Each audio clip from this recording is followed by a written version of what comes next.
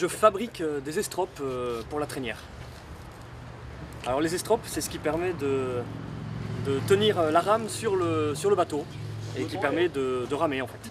Ce sont des petits morceaux de corde. Alors soit on utilise du sisal, soit on utilise du nylon. Et moi en fait, je ne sais les faire qu'avec du sisal. Donc je ne suis pas le spécialiste, mais par contre je suis le premier à avoir appris à les faire et en avoir fait un certain nombre. Donc du coup, j'essaie d'apprendre un petit peu aux autres comment les faire. Il faut prendre les brins de sisal et séparer pour avoir des brins uniques. On en prend un certain nombre. Moi je prends une douzaine de brins de sisal. Et en fait, je le fais de plus en plus vite maintenant. Au début, il me fallait une demi-heure pour faire une estrope. Maintenant, ça va vite.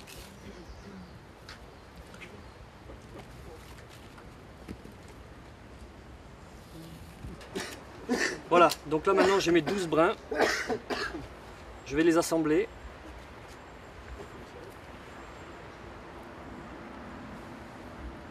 En essayant de respecter la longueur.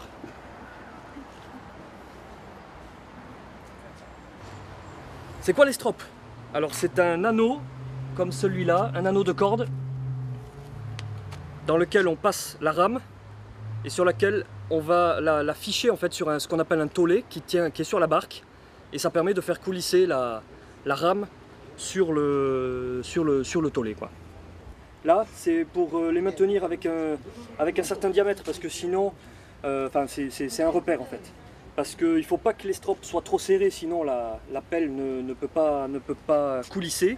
Et si c'est trop lâche, eh ben, on a trop de jeu et c'est pas confortable non plus.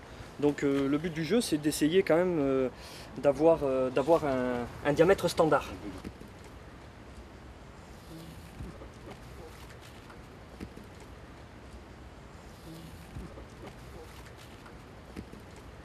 Donc là, on va attaquer la fabrication même. Donc on prend les brins et on fait en sorte qu'ils soient bien mélangés. Donc il faut faire des tortillons. C'est pas ça que tu disais cet après-midi. C'était pas tout à fait ça, non. Voilà, et puis une fois qu'on a fait... Donc la difficulté, c'est d'avoir le bon diamètre. Alors c'est un petit peu au pif, mais je commence à avoir un peu l'œil pour ça. Et ensuite on fait des tours. Donc avec le premier brin, on fait les premiers tours. Une fois qu'on a fait un tour, on passe de l'autre côté. La même chose, et on repasse brin dessus, brin dessous.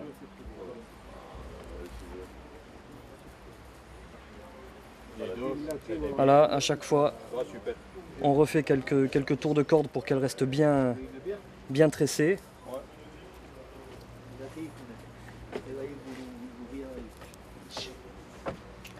Là, je suis arrivé au bout, j'ai fait le tour. Donc maintenant, on va faire le nœud.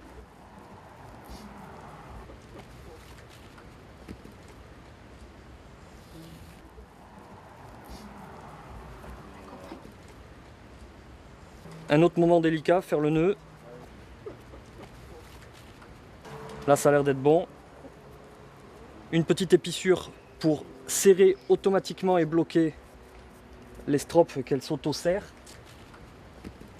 Une épissure, c'est le fait de repasser un brin dans l'anneau de corde pour le bloquer. Donc là, je vais le refaire avec l'autre. Mais ici, il y avait le brin qui pendait, le brin mort. Je l'ai fait repasser à l'intérieur de l'anneau. Et comme ça, quand ça va tirer, ça va serrer le brin sur lui-même et ça ne bougera plus. Donc, un petit nœud pour le maintenir en place. Hop.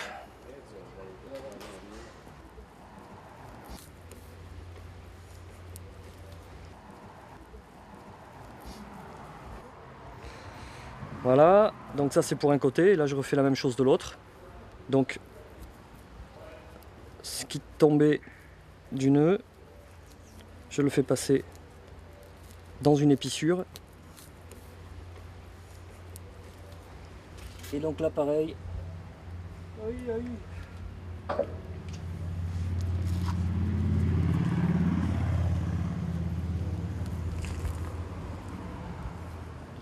Un petit nœud pour maintenir en place.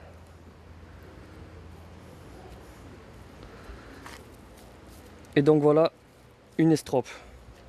Un peu d'esthétique.